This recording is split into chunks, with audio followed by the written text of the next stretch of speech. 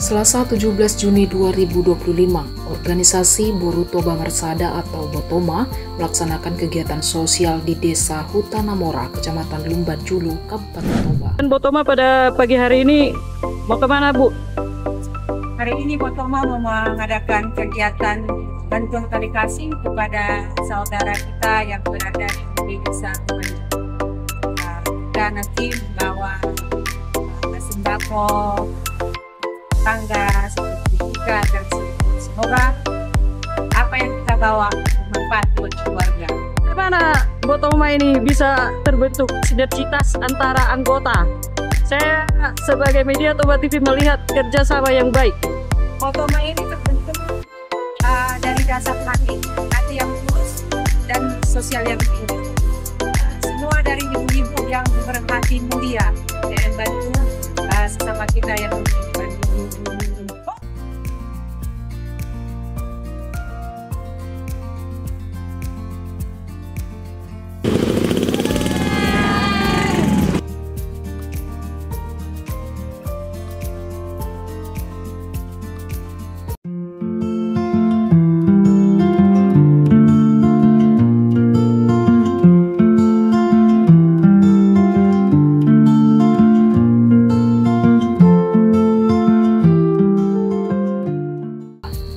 Aksi ini dilakukan sebagai bentuk kepedulian terhadap sesama, khususnya bagi warga yang tengah menghadapi kesulitan ekonomi.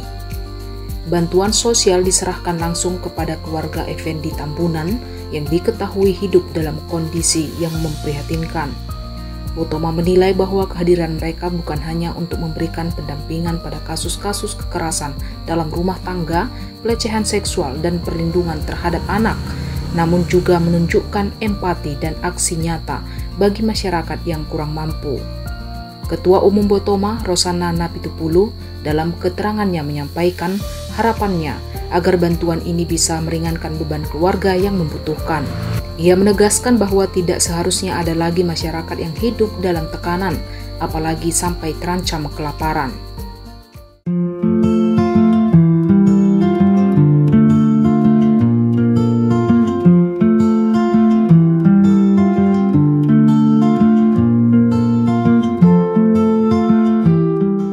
Apabila di sekitar kita mendengar atau melihat kasus kekerasan dalam rumah tangga, pelecehan seksual atau ketidaknyamanan pada anak, kami, organisasi Botoma, siap hadir sebagai pendamping.